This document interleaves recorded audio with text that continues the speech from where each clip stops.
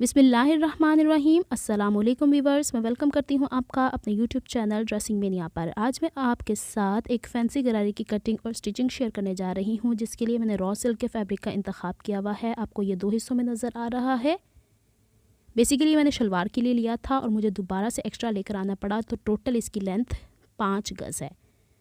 Lawn का अस्तर जो नॉर्मल शर्ट्स के नीचे लगता है वो इसके नीचे लगाना है, 2.5 गज़ लिया हुआ है। इसके साथ जो लेसेस इस्तेमाल करने जा रही हूँ, ये शनील के ऊपर लेस बनी हुई है फैंसी, और ये वाली मुख्तलिफ कंट्रास्ट में है जो कि इस पूरे ड्रेस को कॉम्प्लीमेंट कर रही हैं। सबसे पहले हम इसकी कटिंग करेंगे अस्तर के ऊपर। तो अस्तर को मैंने इस रुख पर चौड़ाई पर फोल्ड करके अपने सामने बिछाया है कि इसकी फोल्डेड साइड मेरी तरफ है, ओपन साइड मुझसे दूरी पर है। ऊपर की तरफ मैंने एक सीधा निशान लगाया हुआ है जो कि कपड़े की तिरछान को निकालने के लिए है।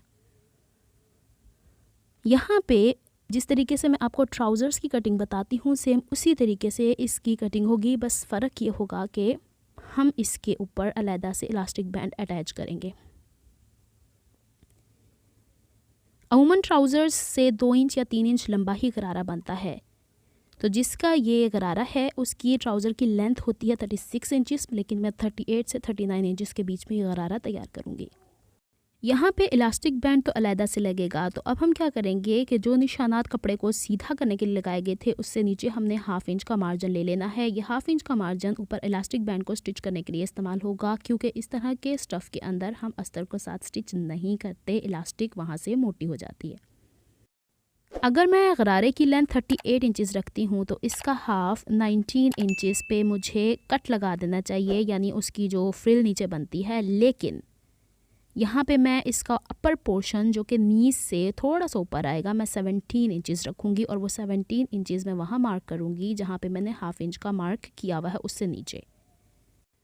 2 मुख्तलिफ जगहों पे ये निशानात लगाने के बाद एक स्ट्रेट लाइन ड्रॉ कर देंगे। इसके बाद 1/2 इंच नीचे हमने सिलाई का मार्जिन लेना है। मैं 1/4 इंच लिया करती हूँ, क्योंकि मुझे स्टिच करने के बाद इसे ओवरलॉक करना होता है, और ओवरलॉक करने के साथ साथ कपड़ा कट भी होता है। ऊपर मैंने 1/2 इंच इसलिए रखा था क्योंकि वो बेल्ट के अंदर स्टिच होना है। अब यहाँ पे हम लोगों ने साइड वाला पेंट के हिसाब से कटिंग नहीं करनी, वो स्ट्रेट ही रहेगा। यहाँ पे कमर जो है वो 32 इंचज़ है, मैं इसमें 3-4 इंच एक्स्ट्रा रख देती हूँ। तो कमर की चौड़ाई यहाँ पे रखने वाली हूँ मैं 10 इंचज़। यहाँ से नीचे की तरफ मैं 10.5 इंचज़ पे आसन का मार्क करूँगी, जिसे सेंटर सीट कहा जाता है। अब ये 10.5 इंचज़ वो 1/2 इंच के मार्क से नीचे आया है। इसको स्ट्रेट लाइन इस तरीके से बना देंगे।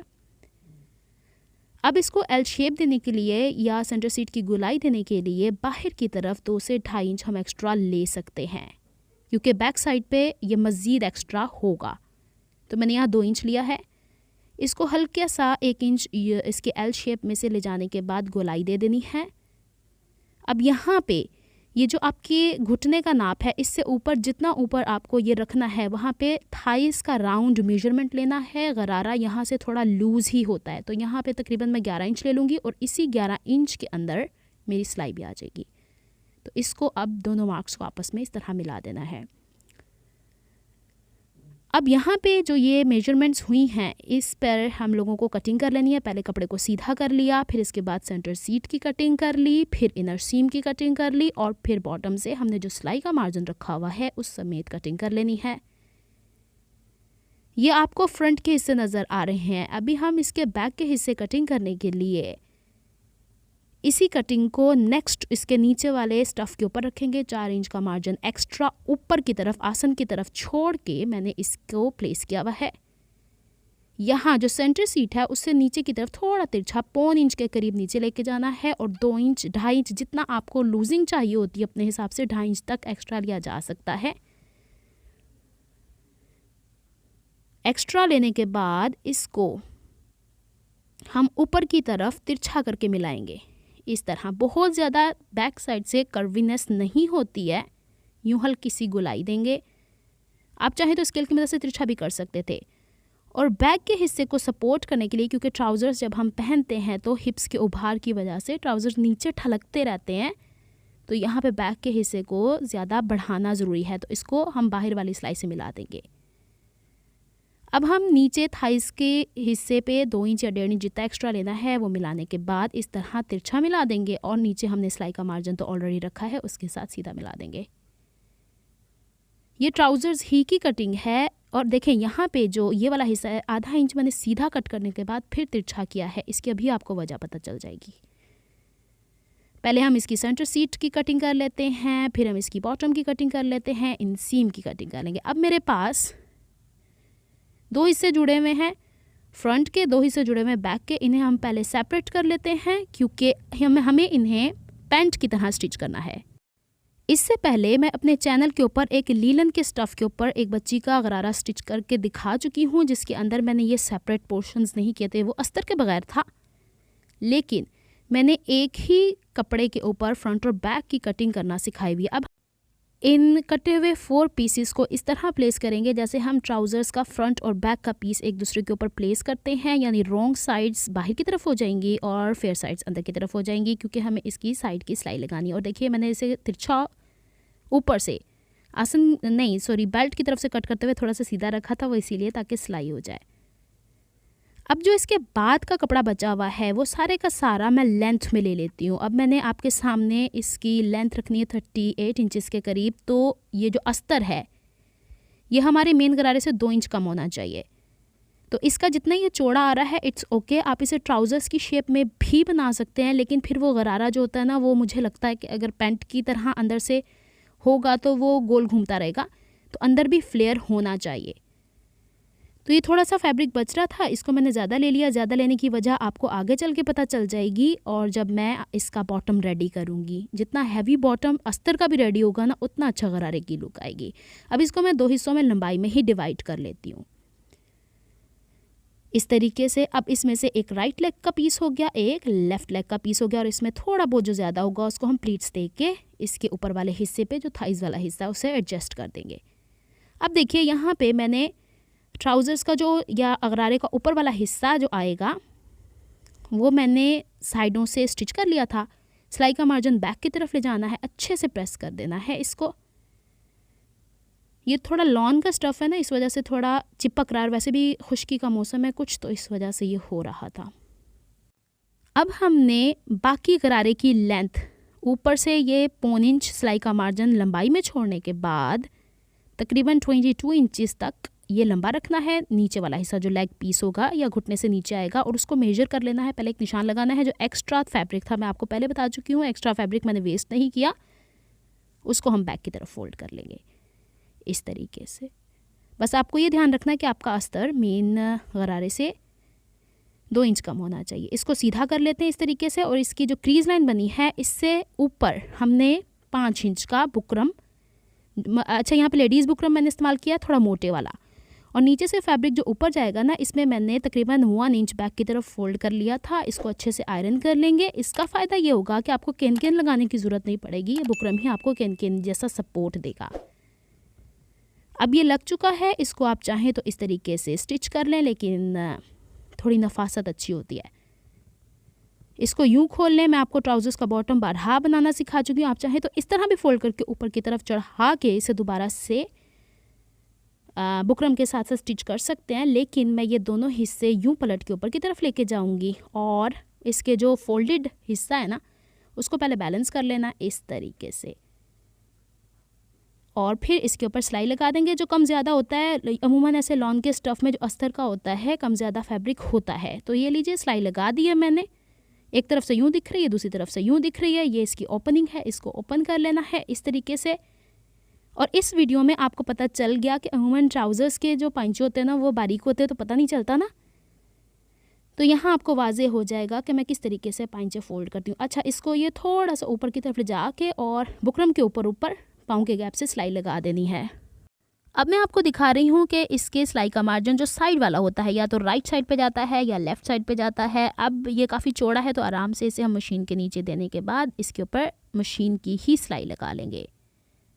अब जो मेन फैब्रिक है उसकी चौड़ाई लंबाई बनेगी, लंबाई चौड़ाई बनेगी। ये जो कन्नी नज़र आ रही है ना आपको, ये वाला हिस्सा जो बनेगा घेर वो लंबाई का हिस्सा बनेगा। इस तरह बनाने का फ़ायदा ये होगा कि इसके ऊपर हम जो गेजिंग करेंगे वो बड़ी खूबसूरत आती है। और वैसे भी इसका अर्ज इतना था नहीं तो इतने ज़्यादा जोड़ में देना नहीं चाह रही थी।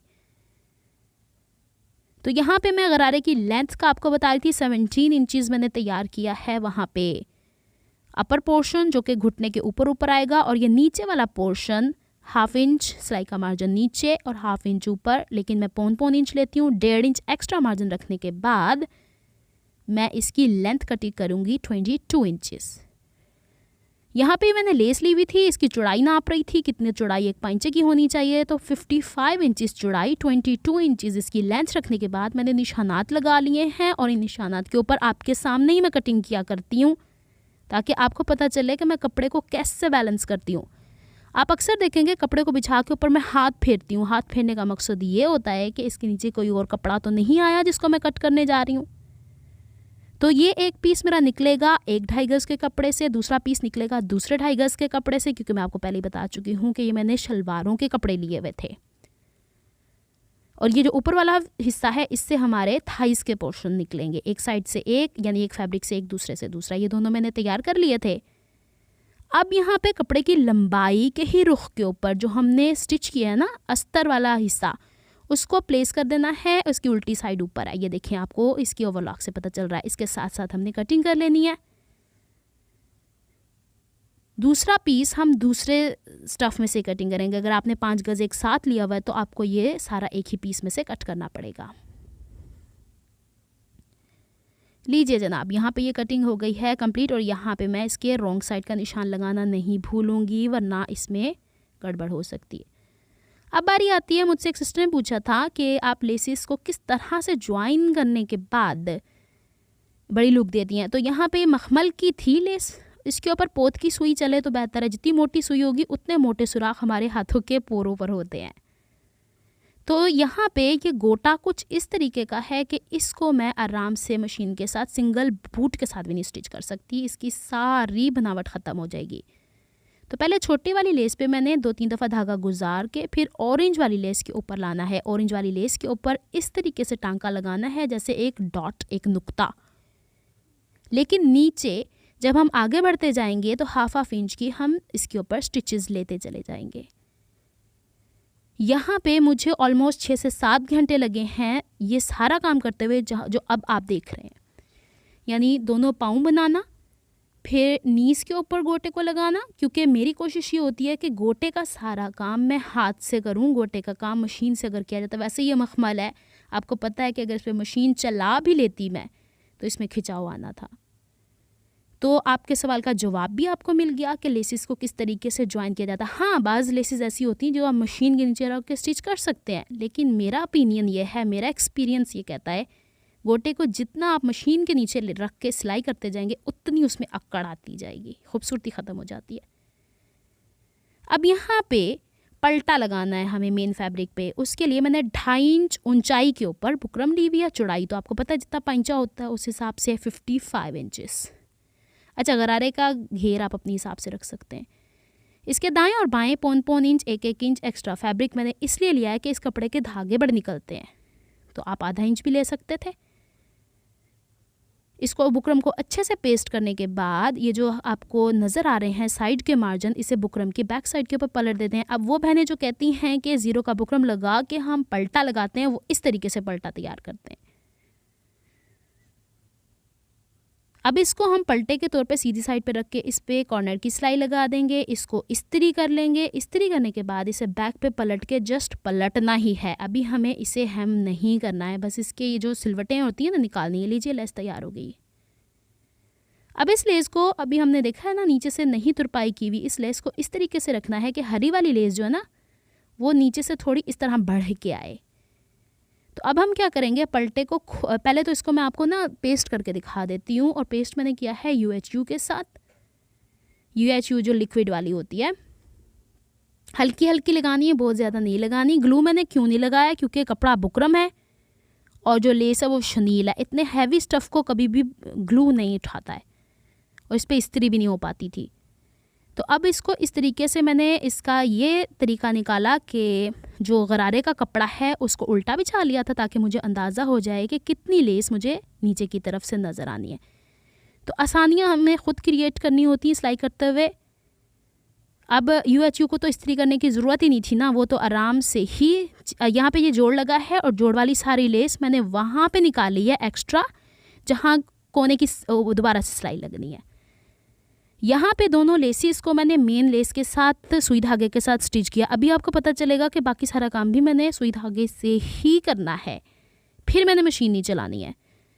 अब नीचे से पलटे को यूँ खोल देंगे और इसके ऊपर ये जो सिलाई का मार्जिन है ना, ये भी पलटे की तरफ ले जाके यहाँ पे अब ये जो चमक नज़र आ रही है, इसके ऊपर हमने टांके लाने। यहाँ पे अगर आप चाहें तो थोड़े बड़े भी टांके हो सकते हैं, लेकिन मखमल के ऊपर बड़े टांके भद्दे लगते हैं ना, इस वजह से हमने लगाया। अब यहाँ पे जो पलटा लगाया ना, वो लेस से छोटा लगाना है, लेकिन इतना भी छोटा नहीं लगाना, थोड़ा मोटा, ताकि ये गोल ना घूमे। मैं आपको यहाँ पे तुरपाई भी करके दिखा देती हूँ। तुरपाई बोलें तो कच्चा ये कच्चा नहीं है, बेसिकली इसी से लेस हमारी चिपक रही है। मैंने इसके ऊपर UHU को इतनी भर के नहीं लगाई है, वो इसको सपोर्ट कर दे। टांके तो हमें बहरहाल लगाने। अब जो दूसरा हिस्सा ऊपर की तरफ स्टिच करना, उसमें झोलना है, तो देखें उसको मैंने अपने स्टूल जो ला के रखा हुआ, जिससे बैठ के मैं ओवरलॉक किया करती हूँ, उसके ऊपर बिछा लिया था। चेयर पे बैठ के आराम से मैं आगे टांका हर कर्व के अंदर ले रही हूँ। तो मेहनत तो करनी पड़ती है जब हमने ड्रेसेस पहनने होते हैं। अच्छा, अब इस सारी लेस लग गई है और इसको बैक की तरफ पलट के इसके अंदर डबल साइडेड फ्यूजिंग टेप, दोनों साइड से चिपकने वाली बुकरम दराज से मिलती है। बटन कॉर्नर एक वेबसाइट है पाकिस्तान की, लाहौर में होते हैं। लाहौर वालों को तो वो मिल जाती है वहीं से ही, आप ऑनलाइन वहाँ से ऑर्डर कर सकते हैं। अब हमने अस्तर वाले हिस्से के इन सीम जो थाइस की तरफ था, उसको स्टिच करके सीधा कर लिया है। ये नीचे वाले हिस्से को हमें अब जोड़ना है ऊपर वाले हिस्से के साथ। दोनों ही सीधे हैं फ़िलहाल। अब जो नीचे वाला हिस्सा हमने तैयार किया था, उसकी साइड की सिलाई का मार्जिन इन सीम के साथ जुड़ना चाहिए।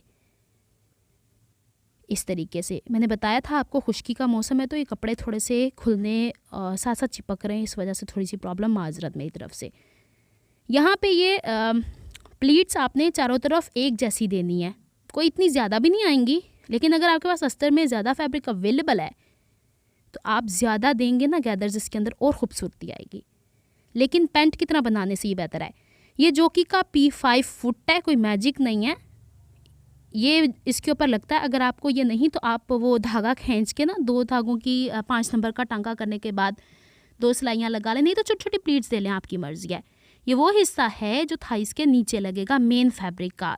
मेरी मशीन में तो एक ही टांके से हो जाता है, मैंने 5 नंबर पे कर दिया था इसका टांका, और ये खुद ब खुद गैदर्स इकट्ठी हो रही हैं। ये देखिए, और सीम गाइड मैंने रख दिया था, ताकि सीम गाइड का मुझसे किसी ने पूछा था, वो सिलाई को एक देता है चौड़ाई, एक जितनी चौड़ाई आती है। अच्छा, अब इसको थाइस वाले हिस्से को हम इसके साथ नीचे वाले हिस्से से जोड़ देंगे। सिलाई का मार्जिन ऊपर की तरफ करके हाफ वुड की गैप से सिलाई लगाने से पहले मैंने ओवरलॉक कर लिया था। अब जो हाफ वुड की गैप पे मैंने सिलाई लगाई हुई है, ये मेरे लिए गाइडलाइन है, इसके ऊपर रख के मैंने लेस लगा देनी है। इससे पहले प्लीट्स को स्टिच करने का तरीका देख लें। प्लीट्स नहीं, सॉरी, गैदर्स। यूँ नीचे की तरफ हल्का हल्का प्रेस करने के बाद हम इसके ऊपर लेस लगाएंगे। लेस थोड़ी सी इसके ऊपर ढलकती हुई लगेगी तो खूबसूरत लगेगी। यहाँ पे भी लेस मैंने हाथ से ही लगाई है। लेस लगाने के बाद उल्टा करने के बाद इन सीम की सिलाई कर दी थी। जब ये सीधा होगा तो देख लीजिएगा, बहुत सिंपल सा है, कोई इतना मुश्किल काम नहीं था। अब इसके साथ अस्तर को कैसे अटैच करना है। अस्तर अटैच होगा इसकी सेंटर सीट से। अब देखिए, मैंने जो नीचे वाला हिस्सा बिछाया हुआ है, इसका फ्रंट आसन का हिस्सा ऊपर है, बैक आसन का हिस्सा नीचे है, लेकिन जो मेन फैब्रिक है वो उल्टा है, लेकिन अस्तर सीधा है।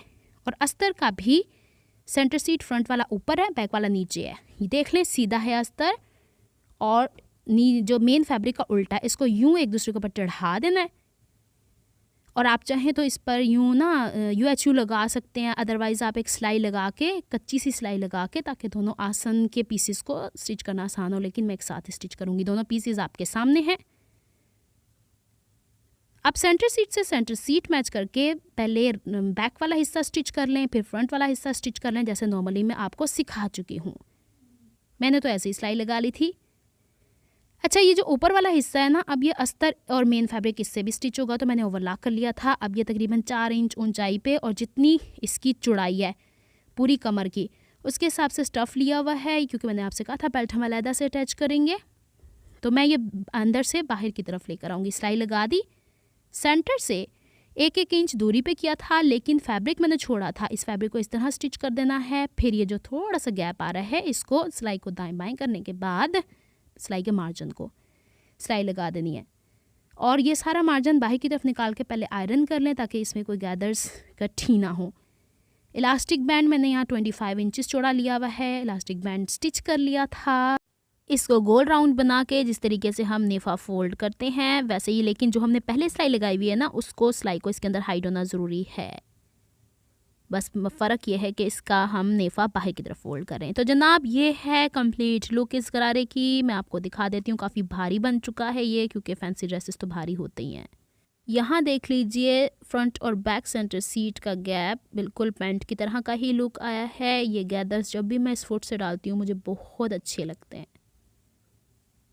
इसका बॉटम देख लें, आपको कैन का लुक आ रहा है पहने हुए। जब इसकी शर्ट कंप्लीट हो जाएगी तो मैं आपको इसे डमी को वेयर करके दिखा दूंगी। अब देखिए, इसके जो हम लोगों ने अस्तर लगाया हुआ है वो अंदर की तरफ सारा गुम सिलाई में आ गया है, यानी अंदर से बिल्कुल फेयर है। और इसके दोनों साइड जो बीच का सैंडविच बना हुआ है वो रॉन्ग साइड्स हैं एक दूसरे की।